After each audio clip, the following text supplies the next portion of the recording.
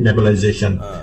अब हम देखते हैं कि इसके क्या इस्तेमाल आते हैं। सबसे पहले नंबर पे बचपन में बार बार छाती खराब होती है, बार बार खांसी होती है, उनमें इसका इस्तेमाल किया जाता है। नेबुलाइजेशन सिर्फ दमे की बीमारी के इस्तेमाल के लिए नहीं है, इसके और भी इस्तेमाल किसी बच्चे को नेबुलाइज किया जाता है तो ये मत समझे कि बच्चे को हॉस्पिटल में बच्चे को खांसी आई जा रही थी, वहां पे उन्होंने जनाब ये भी यूज कर रही है, ऑक्सीजन भी यूज कर रही है, उसकी खांसी नहीं खत्म हो रही, घुड़ाऊं करके रेशे पे रेशा आ रहा है। मैं कहा छुट्टी करा लो, छुट्टी करा लो। मैं कहा मैं मार देना। मैंने छुट्टी कराई, बच्ची नीली पीली होगी उधर है, छुट्टी कराई, जाके फिर मैंने घर कीमतों की ड्यूटी गई, फिर जाके उसने जाके इलाज किया। तो ये बात है, ये माफिया के लोग हैं, कुछ नहीं इनको पता। ये अपने तरह चींपा करते हैं, चींपा करके चैलेंज कबूल करो। तुम्हारे पास तो बहुत बड़े फार्मूले हैं, बड़ी मशीनरी है, करो ना थोड़ा उधर लाइव करके दिखाओ। वहां पे तुम्हारी बहुत ही बंद हो जाती है। जी नहीं जी, लाइव क्यों करें जी, हमारा तो सुबह ऐसा ही है कि हम पीछे जाके जो मर्जी लोगों के साथ तजर्बे करें। तो अब वो तजर्बे वाला काम खत्म हो गया, तुम्हारी रगड़ के बैंड बजेगी। देखो ठीक है, दमा यानी एज़मा का मसला है, ये और बीमारियों में भी इस्तेमाल होता है।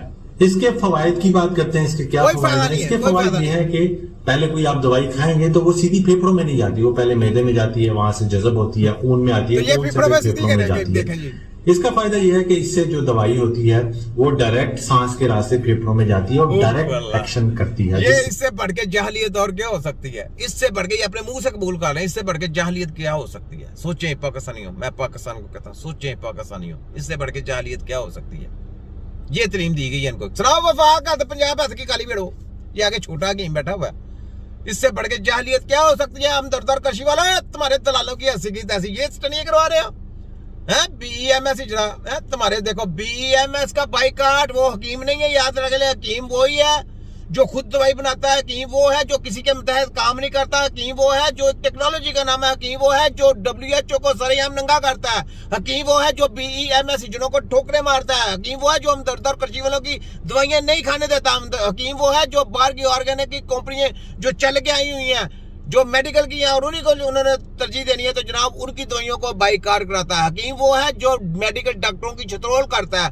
हकीम वो है जो डॉक्टर आज नेचुरल चीजों पे आ गए हैं, वो कहते हैं कि जनाब लोगों को बेवकूफ बना कर नेचुरल चीजों पे आ जाए, नेचुरल चीजें खाएं, ये वो चीजें खाएं, उनकी जबरदस्ती करता है। क्योंकि आज पता चला तुमको, हम तो सदियों से कह रहे हैं, आज जब तुमको नंगा किया पूरा सबूतों के साथ, तो तुम लोगों को चाहिए सबसे पहले फार्मेसी बंद करें।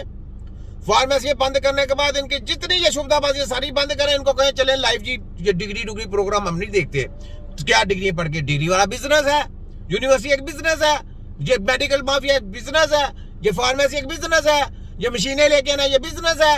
हमको सामने पेशेंट है, इलाज करके दिखाए। आपने यही कहना है पाकिस्तानी, जो पेशेंट आपका जाता है बड़े बड़े हॉस्पिटल में, प्राइवेट हॉस्पिटल में, आपने यही कहना है WHO की 80 की तैसी और वफाक की भी 80 की तैसी, तुम्हारी सबकी 80 की तैसी। सुनाओ छोटा गेम, तो पता चल गया जनाब, इससे बढ़ के बेवकूफी और क्या हो सकती है? जिससे जल्दी रिस्पॉन्स आता है और इलामात में जल्दी बेहतरी आती है। सांस की नालियों को यह खुश्क नहीं होने देती, क्योंकि इसमें लिक्विड होता है, तो वहां पर ड्राइनेस नहीं होने देती, खास तौर पे सर्दियों के मौसम में। और जिन बच्चों को या बड़ों को सांस की बीमारी होती है और ज्यादा अलामत आ रही होती है छाती रुकने की, तो इससे जल्दी रिस्पॉन्स आता है खाने वाली दवाई की निस्बत। अब बात करते हैं कि ऐसे कोई नुकसानात भी हैं। जब भी नेबुलाइजर का इस्तेमाल करें, इस चीज का ख्याल रखें कि इसमें जो अद्वियात डलती हैं, जैसे वेंटोलिन, एटम, एट्रोवेंट, क्लाइनल ए, क्लाइनल कंपोजिटियम, वो हमेशा अद्वियात डॉक्टर से पूछकर इस्तेमाल करें। क्योंकि तो कौन पहले वो अपनी मर्जी से करते हैं, और मेडिकल की दवाइयां पूछ के डॉक्टर देते हैं, और डॉक्टरों की वजह से मौत होती है, क्योंकि आपकी रिसर्च कौन सी है डेड बॉडियों की, तो आप जिंदा बंदे को टच ही नहीं कर सकते, आपको तो 302 लगती है। वो तो आपने बोर्ड बिठाया हुआ अपना मेडिकल का, जो अदालतें खोली हैं, तो अदालतें आपकी नहीं चलनी, वहां पे हकीम बैठेंगे, हकीमों के अंडर काम करेंगे, हकीम आपके केस देखेंगे।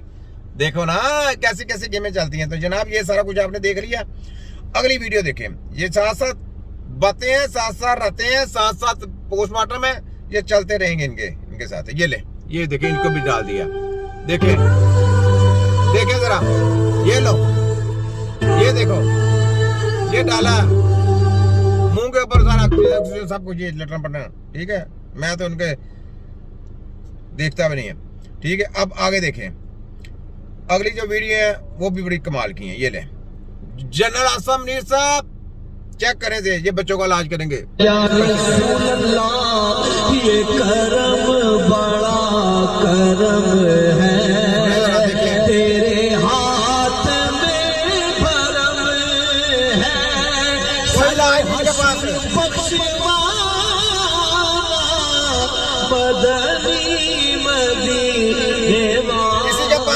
चाहे अमेरिका चले जाएं, चाहे लंदन चले जाएं, चाहे फिजियो के पास चले जाएं, चाहे चीजियों के पास चले जाएं, चाहे एक्यूपंक्चर के पास चले जाएं, चाहे प्रेशर पॉइंट के पास चले जाएं, किसी चीपा के पास चले जाएं, किसी पीपा के पास चले जाएं, ऐसा इलाज कोई नहीं है। इनको किसी किस्म का कुछ पता नहीं है। इनको कहें छोटी छोटी बीमारियों का इनको अभी तक हवा नहीं लगी, तो ये तो बड़ी डेंजर बीमारी है। यहाँ तक पहुंचने के लिए तो इनको 20 से 25 साल हकीम के पाँव की जूतियां साफ करनी पड़ेंगी।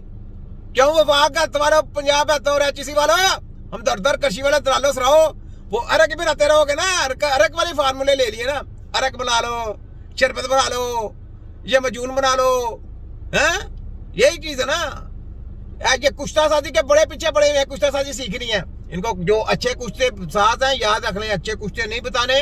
कुश्ता साजी आपकी एक टेक्नोलॉजी है, वो अपने तक ही महदूद रखनी है, कुछ भी नहीं बताना। हकीमों से मैं स्पेशली कहता हूं, जो हकीम काबिल है, जो कुश्ता साजी के ऊपर पूरा बूरा असल है, स्पेशली मेरा उनके लिए मैसेज है, कभी भी कुश्ता साजी इनको नहीं बतानी, जो अच्छे कुश्ते हैं, ठीक है।